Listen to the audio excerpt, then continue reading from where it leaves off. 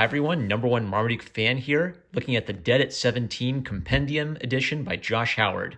I've previously backed, reviewed, and highly recommended Josh Howard's T-Bird and Throttle superhero series, so it was interesting reading this older work in light of having read his most recent work. T-Bird and Throttle, the interesting thing about it is a little bit like The Incredibles. It's dealing with a superhero character who's feeling really beaten down and has to get back to he has to kind of like rebuild himself as a hero.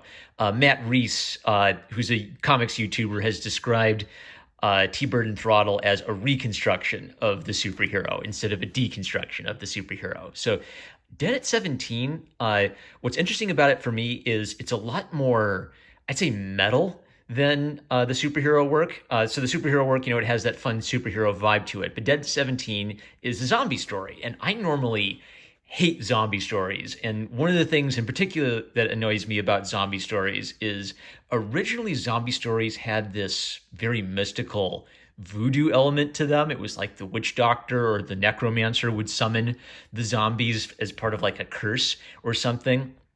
And then during the recent zombie craze of the 2000s, it became the technovirus or the plague. There would be, or the mind waves. There would be some sort of pseudo-scientific explanation for it. It was as though Hollywood writers were afraid to have a spiritual element to zombies, which I think actually made them a lot creepier and more terrifying. So Dead at 17 combines this spiritual, occultic element of zombies with kind of like this really badass, what if there were this ancient Christian group, sort of like the Knights Templar, who are tasked with fighting the forces of Satan on Earth. Now, those are two really cool ideas. I don't think I've seen those two specific cool ideas combined. I've seen the Knights Templar fighting vampires or something, but not too much of the knights, the ancient Christian knights fighting zombies. By the way, what I'm calling the Knights Templar in this book are called the Protectorate. So I'm going to start using their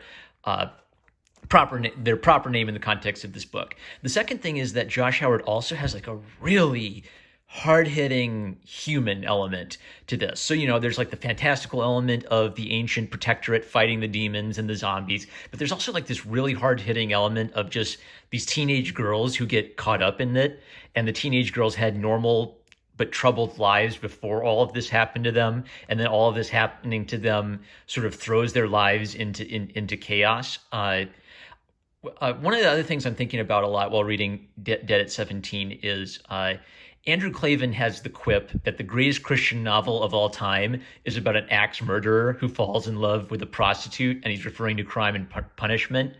N.D. Wilson, a Christian novelist, has said the world is rated R. So basically, Christians shouldn't be afraid of writing hard-hitting R-rated content. Dead at 17 has got to be like the most violent and the most like hard-hitting book I've ever read that really has like a Christian theme underpinning it all, but it doesn't let the Christian theme turn into a cheesy theme, nor does it let the Christian or spiritual theme distract from the character drama that's at the heart of everything. So this is a very hard-hitting R-rated raw book. There's murders, there's sexy ladies, there's implied abuse. There's a character who commits suicide. It's just like not pulling any punches in terms of building up these characters and showing that life is rough. And I think that adds a really strong dimension to the spiritual battle aspect of it, because it's almost like when we're talking about the spiritual war, princes and principalities of this dark world.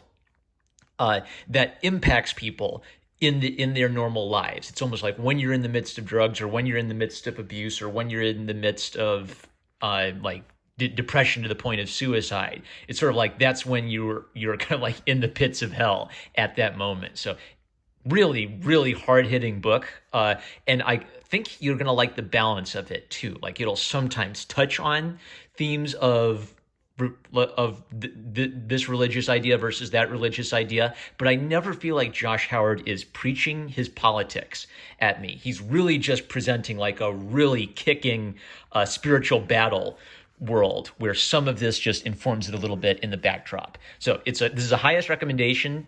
Follow Josh Howard, support T-Bird and Throttle, and look for opportunities to pick up Dead at 17 if you haven't already. So with that, I'm going to flip through it and spoil a couple things, but maybe just kind of like use it to illustrate some things. So one good example is that the main characters, Nara and Hazy, just kind of like have a nice, healthy friendship at the start of the story, and just kind of like a normal little teenage relationship when, spoiler, Nara is brutally murdered by a mysterious knife-wielding attacker. Later, we learn that Nara kept a diary in which she was kind of like writing about satanic, like she was being haunted by demons, right? So the police are investigating this, and they're wondering if Nara may have had some connection with the occult. Coincidentally, zombies are starting to appear. I'm not going to dive into the plot in detail too much because it's really like a whole trilogy of three excellent stories that weave together to create a cool whole. So I'm telling you, just go get it, like experience it for yourself. You got to see how it all builds up and develops. But just to maybe like highlight a couple other really cool things. So Nara eventually is resurrected. She comes back and she seems to be prophesied to kind of like, if you're resurrected, like you're Joan of Arc or something, you're going to be used in this intense spiritual battle between the forces of good and evil. So one neat thing is I've seen other Christians attempt to write books about angels versus demons, and a lot of them are bad. I just reread Left Behind, and Left Behind is incredibly cringy. But one of the reasons I reread Left Behind is it kind of occurred to me that, the idea of taking the book of Revelation and turning that into a movie is actually pretty freaking metal. Josh Howard does start to draw from the book of Revelation, which really fits with the vibe he's going for, but it's sort of like unlike Left Behind, which is Tim LaHaye and Jerry Jenkins literally trying to take their beliefs about the book of Revelation and crank a novel out of that. It's more like Josh Howard wants to take inspiration from the book of Revelation to kind of flesh things out and increase the scope of everything. So the reason I marked this page, this was a good example of this exchange where Nara and Agent Noel are trying to like just get away from the spiritual like demon forces in it all, and they run into Winston, who's kind of like an old pastor, right? So that there's this Christian element coming into it again, but Winston just basically gives Nara the advice that right now you're trying to run away from the problem, but eventually if you run away from it, it's going to catch up to you. Storytelling wise, what's really interesting about this scene is it's a real breather. Like it's mostly like zombies and axes and evil satanic organizations, and we finally get this little breather for Nara to kind of like put herself back together a little bit and talk to an adult about everything that's happening to her. And the advice is just really straightforward and down to earth, which is something I think Josh Howard is good at. There's the intense spiritual cult aspect of it, and there's just like the very human identifiable aspect of it. Nara and Hazy, they feel like real characters.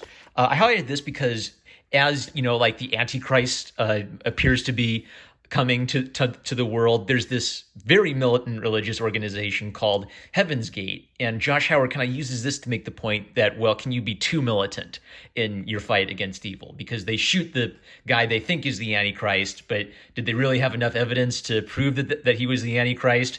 Are they shooting first and asking questions later? Are they maybe even helping the Antichrist by being part of his plans? Because it was his plan all along to get assassinated, because then I'll recover and miraculously, and that'll make me more popular than ever, right?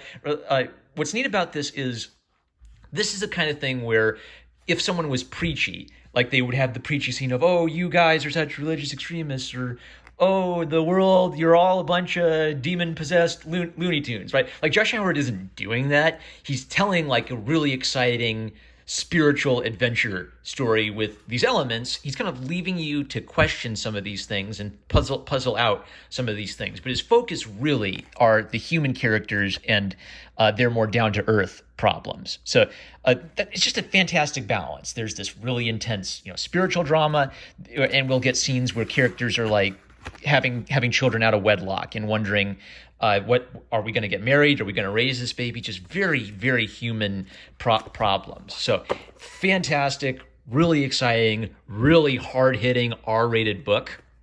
But I highly recommend it. I think if you like zombies, if you like cool, like vampire hunter stories, you're just gonna dig it. And maybe like one last thing about his art style, I kind of like how in his art style there's maybe a little blend of kind of the Bruce Timm animated universe. There's a little bit of that kind of Cartoon Network 90s style where, there's a lot of like emphasis on, distorting shapes a little bit, but the characters always have like this sort of pleasing look to them. It's pleasing abstraction. He's abstracting the cartoon characters a little bit.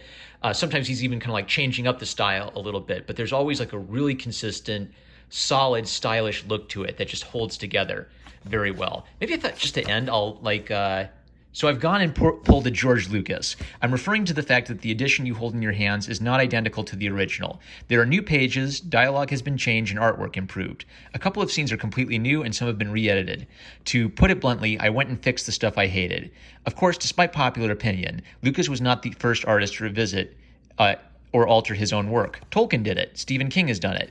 Even the concept of a director's cut existed long before the Star Wars Special Edition was a twinkle in Lucas's eye. Although I understand the position that works of art should be left alone, being an artist myself, I sympathize with those who feel things can be improved upon, especially if the artist in question feels as if his work was never really completed to begin with. There's the famous saying about how works of art are never completed, they're just abandoned. But in comics, as I'm sure in film and TV, I'm not sure if the issue is so much abandonment as is the time factor, the need to meet the ever-impending deadline.